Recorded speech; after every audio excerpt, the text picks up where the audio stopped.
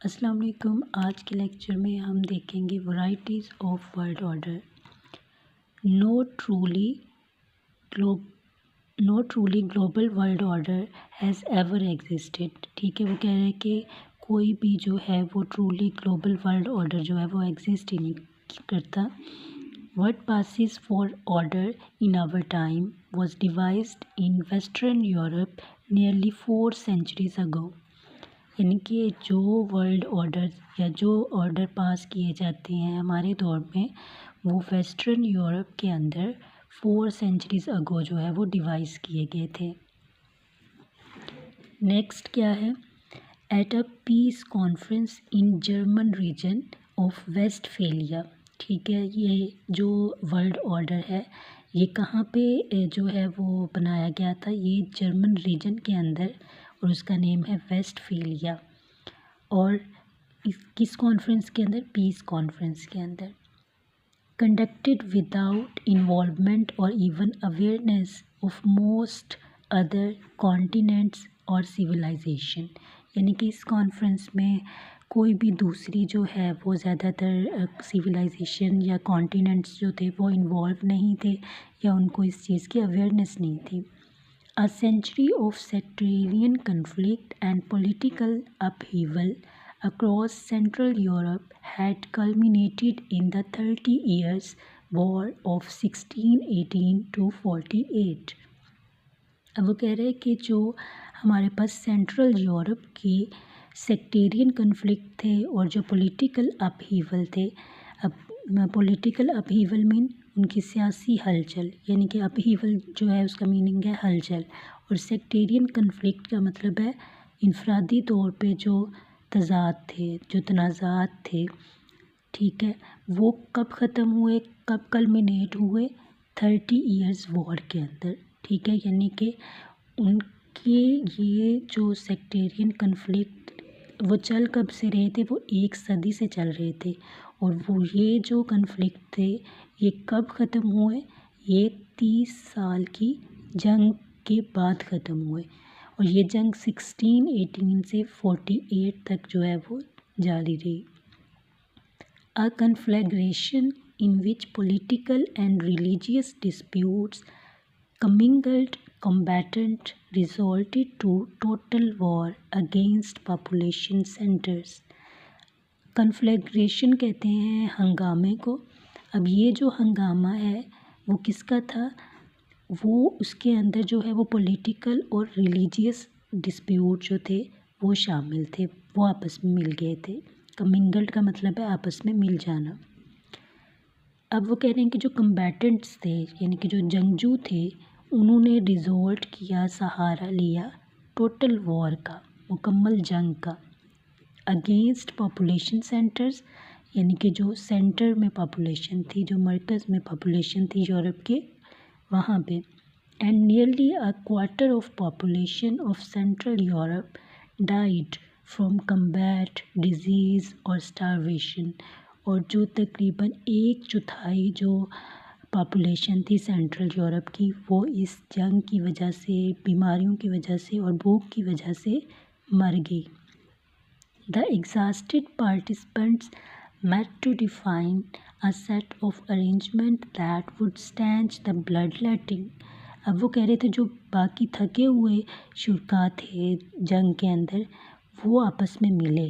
क्यों मिले? To define a set of arrangement, कि वो इंतज़ामात का एक सेट डिफ़ाइन करें। That would staunch blood letting, जो इस खून बहानी को, खून के बहाव को जो है वो स्टैंच करे, रोक सके। Religious unity had fractured. अब वो कह रहे हैं जो मज़हबी जो इत्तेहाद था वो टूट गया था with the survival and spread of Protestantism. अब ये प्रोटेस्टेंटिज़म जो है वो एक तहरीक थी, उसका नाम था। अब इस तहरीक के फैलाव की वजह से, इसके बका की वजह से ये काम हुआ था। Political diversity was inherent in the number of autonomous political units that had fought a draw।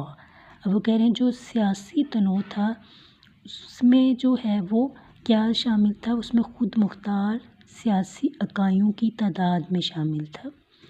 That had fought to a draw, जिनको लड़ना था, और वो लड़ाई जो है उसका एंड कैसे होना था, वो ड्रॉ की शक्ल में, यानी उसमें दोनों जो पार्टीज़ थी उन्होंने, उनमें से किसी पार्टी ने ना जीतना था, यानी कि वो जो उसका एंड कैसे होना था वो ड्रॉ की शक्ल में।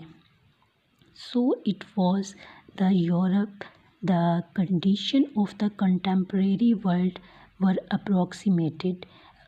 वो कह रहे हैं कि ये यूरोप ही था जहाँ पे बाकी जो कंटेम्प्रेरी वर्ल्ड है, जो मौजूदा दुनिया है, उसकी कंडीशंस को, उसके हालात को जो है वो अप्रोक्सीमेट किया जाता था, उसका अंदाज़ा लगाया जाता था। अ मल्टीप्लिसिटी ऑफ पॉलिटिकल यूनिट्स, अब ये जो सियासी इकाइयाँ हैं उनकी जो मल्टीप्लिसिटी हुई, यानी उनमें जो इजाफ़ा हुआ, नन पावरफुल इनफ, लेकिन वो इतना पावरफुल नहीं था टू डिफीट ऑल अदर्स, कि वो बाकी सब को जो है वो डिफीट कर सके। Many adhering to contradictory philosophies and internal practices. अब वो कह रहे हैं बहुत से जो थे वो क्या कर रहे थे, वो कॉन्ट्राडिक्टरी फिलॉसफीज़ को और इंटरनल प्रैक्टिसेस को जो है वो फॉलो कर रहे थे। In search of neutral rules, अब वो क्यों कर रहे थे, क्योंकि वो किसकी तलाश में थे, वो एक न्यूट्रल रूल्स की तलाश में थे। अब वो न्यूट्रल रूल्स क्यों वो चाहते थे, टू रेगुलेट देयर कंडक्ट, ताकि वो जो है वो रेगुलेट कर सकें अपने कंडक्ट को, अपने तर्ज़ अमल को, एंड मिटिगेट कन्फ्लिक्ट, और जो कन्फ्लिक्ट है उसको कम कर सकें। नेक्स्ट पैराग्राफ में हमारे पास है, the Westphalian peace reflected a practical accommodation to reality, not a unique moral insight. अब वो कह रहे हैं जो वेस्टफेलियन का अमन था वो किस चीज़ की अक्कासी करता है, वो एक प्रैक्टिकल अकोमोडेशन को टू रियलिटी, यानी जो हकीकत में अमली तौर पे जो रिहाइश है उसको रिफ़्लेक्ट करता है, ना कि एक यूनिक मॉरल इंसाइट को। It relied on a system of independent states refraining from interference in each others domestic affairs and checking each others ambitions through a general equilibrium of power.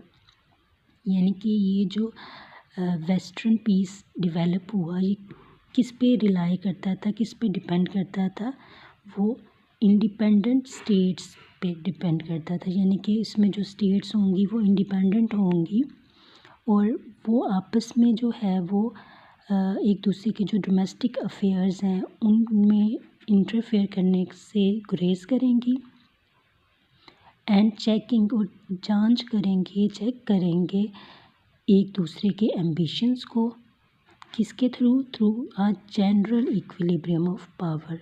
ठीक है, यानी कि एक मुतवाज़न जो है वो हमारे पास जो पावर है अमूमी तौर पे उसको फॉलो किया जाएगा। No single claim to truth और universal rule had prevailed in Europe contests. वो कह रहे हैं यूरोप के जो मुकाबले हुए उसमें कोई सिंगल क्लेम या ट्रूथ या फिर जो यूनिवर्सल रूल है वो गालिब नहीं रहा। Instead, each state was assigned to the attribute of sovereign power over its territory. बजाय इसके वो कह रहे हैं कि जो हर स्टेट होगी उसके पास जो है अपने इलाके के अंदर जो है वो अपनी हुकूमत होगी, अपनी खुद मुख्तारी होगी। Each would acknowledge the domestic structures and religious vocations of its fellow states as realities and refrain from challenging their existence. अब वो कह रहे हैं कि हर स्टेट जो है वो अपनी दूसरी स्टेट के जो डोमेस्टिक स्ट्रक्चर्स हैं और जो उनके रिलीजियस वोकेशंस हैं उनको जो है वो रिस्पेक्ट करेगी और उसको वो चैलेंज नहीं कर सकती कि ये इसका एग्जिस्टेंस क्यों है।